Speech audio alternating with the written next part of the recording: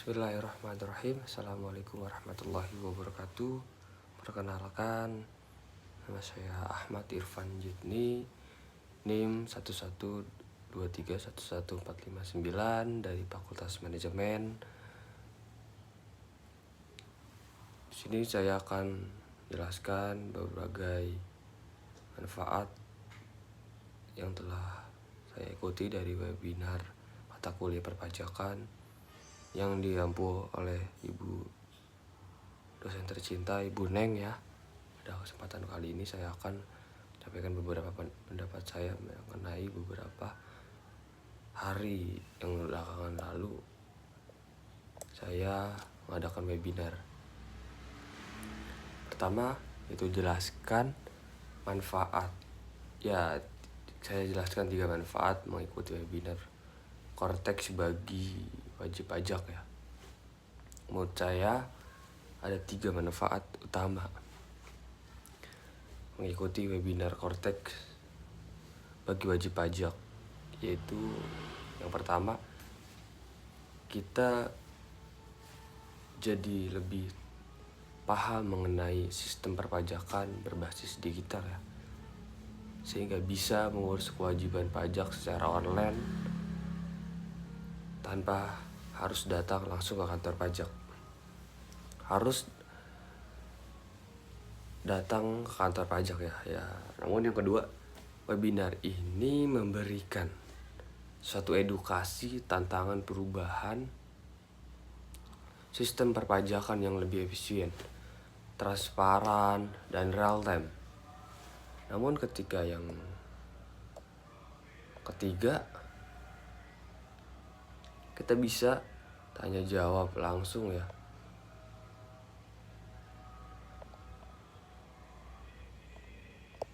Kameranya agak bingung nih.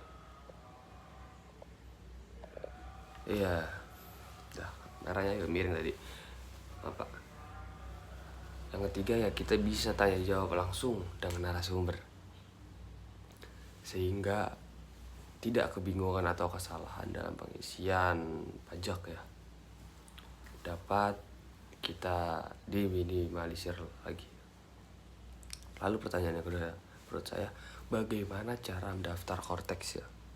Lalu sebutkan langkah-langkahnya dalam mendaftar di Korteks. Untuk yang pertama itu mendaftar Korteks, langkah-langkahnya adalah buka laman resmi DJV atau situs pajak Go.id ya. Pilih menu atau informasi tentang sistem Korteks. Masukkan ke akun menggunakan NPWP dan paspor. Lakukan aktivasi ya sistem Korteks jika diminta ya. Ikuti petunjuk verifikasi identitas data. Setelah berhasil ya menggunakan dan sudah bisa menggunakan fitur-fitur Korteks. Lalu yang ketiga, apa saja fitur unggulan Korteks yang dibahas dalam webinar. Dalam webinar kemarin yang menurut saya tangkap ya, saya beberapa fitur unggulan Korteks yang dibahas antara lain ya, single login system. Lalu penggunaan bisa akses semua layanan pajak cukup dengan satu akun. Integrasi data pajak secara real time ya, sehingga pengisian dan pelaporan lebih akurat.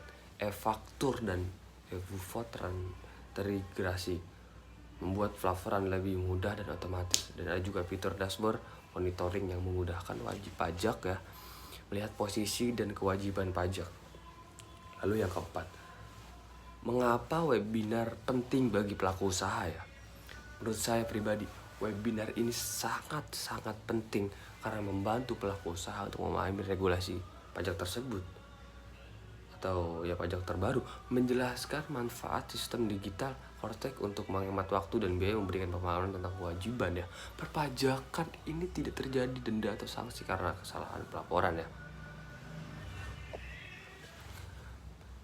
Lalu yang saya tangkaplah kemarin ya, jelaskan perbedaan antara PBB dan perkantoran desa dengan sektor perkebunan, pertambangan, dan kehutanan. Perbedaan ialah PBB perkantoran dan perdesaan termasuk ke PBB ke P2. pajak bumi dan bangunan pedesaan dan perkantoran yang mengelola dilakukan oleh pemerintahan daerah atau Pemda. Objeknya adalah bangunan toko, rumah, tanah biasa.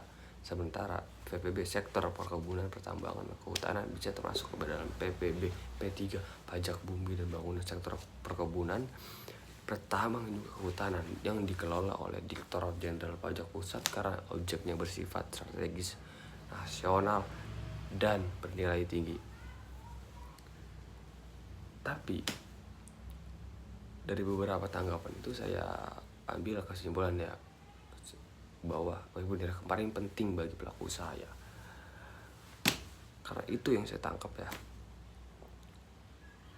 Mungkin demikian tanggapan saya mengenai webinar Cortex dan PBB. Semoga video ini bermanfaat dan bisa menjadi bahan belajar untuk kita semua. Terima kasih. Sampai jumpa dalam beberapa video selanjutnya. Bye bye. See you. Amatir lanjut nih. Wassalamualaikum warahmatullahi wabarakatuh.